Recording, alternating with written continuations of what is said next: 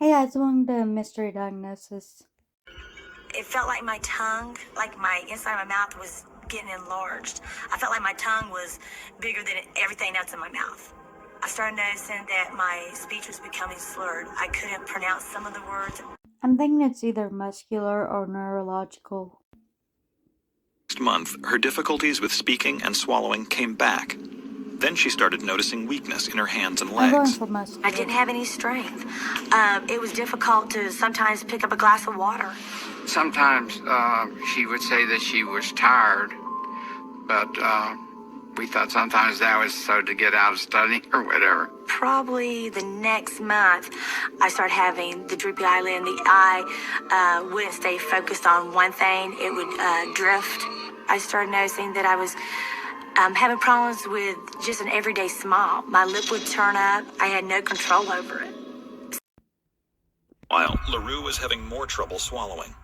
Afraid to eat solid foods, she became dangerously thin. She probably lost 20 pounds in the few months that she and I had been together.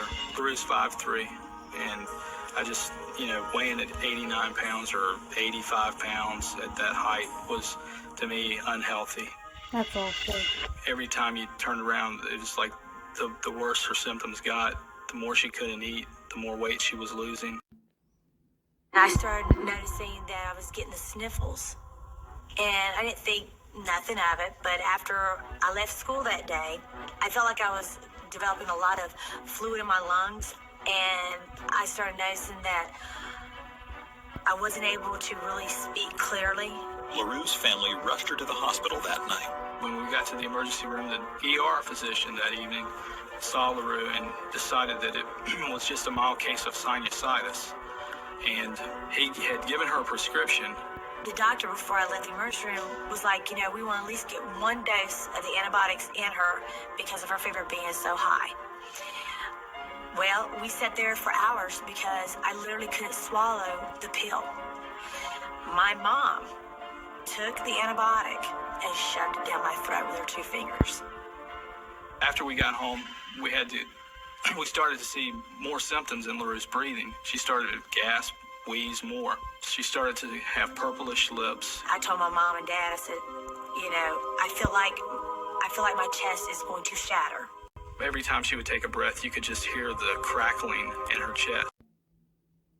The doctor and the nurses and everything, they worked on me almost 10 hours. LaRue's doctors attached her to a respirator and moved her to intensive care. They treated her with more antibiotics, but nothing seemed to work. Finally, after 4 days, LaRue's condition stabilized. But no one could explain why she'd gotten so sick in the first place, or what she had. Then, one of the doctors happened to notice her weak eye. And he said, well, you know what? Let's send you to a doctor that specializes with the eyes, and maybe he can pinpoint what's going on. Because a lot of times you can tell a lot of disease through the eyes. Well, I wasn't too thrilled with that. I thought, here we go again, another doctor. Her symptoms, the droopiness was not constant, and neither was the double vision. Those two things together made me immediately suspect something that was unusual. So what I did initially is I had her gaze up and down, up and down. I did that for about 20 seconds, and that weak eyelid actually got weaker. Her double vision got a little worse. It's myasthenia gravis. Myasthenia gravis is a chronic neuromuscular disease that affects roughly 1 in 14,000 people. It's triggered by a short circuit in the immune system that causes the body to attack itself at the point where nerves connect to muscles. The disease disrupts normal muscle function in the arms, legs, eyes and eyelids, face, mouth, and throat. Myasthenia gravis is very unique in that it fluctuates on a day-by-day basis. In fact, the only thing predictable about myasthenia is its total unpredictability. The decision was made to treat her with very high doses of prednisone, a steroid designed to shut down abnormal parts of her immune system. LaRue's condition improved noticeably, but for a better long-term outcome, Dr. Howard suggested surgery to remove her thymus gland. And the thymus gland is an immune organ.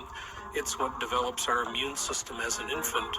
But as we reach young adult life, it sort of shrivels up and disappears, except in a patient with myasthenia. Dr. Howard explained that the thymus gland may be responsible for triggering attacks in patients with myasthenia gravis.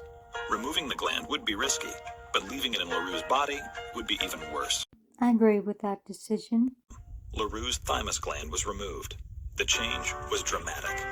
LaRue has no evidence of muscle weakness whatsoever. She's the good. mother of 2 very active twins. And that's just great to see her back the way she was when we first met. LaRue still takes regular doses of steroids, but she is able to lead a normal, active life. Wednesday, I'm going to do something different on my channel. Let me know if you want to see more of it. It's going to be something I've done before, which is drawn, but not the type of rose drawings you've seen. And it's not like normal type of drawing. I call them dot drawings. They're connect the dots, but instead of drawing the pattern, you can do a random pattern and make a bird or a cat instead of making a dog. You won't know what you're going to make until you draw by connecting the dots. And you may end up with a maple leaf and then add more dots and make an ostrich. I've been excited to do a little bit more art on my channel. I'll also do medical videos and other content after the move, but as for now, it will just be a little bit of drawing medical stuff. But that will only happen if you guys leave likes after the first episode.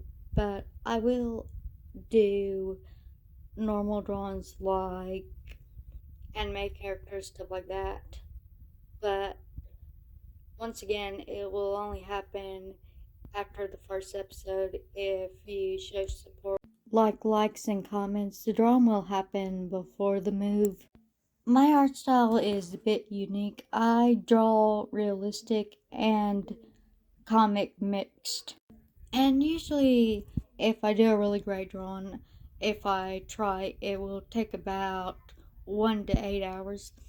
But if I don't really want to try, I can do something in 30 minutes and then cut it down to a 7-minute video.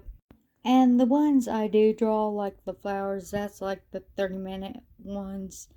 Anyway, when I mean not trying on a drawing, I mean like I'm not gonna spend like 8 hours because I want to draw when I can do something in 30 minutes and it look as good.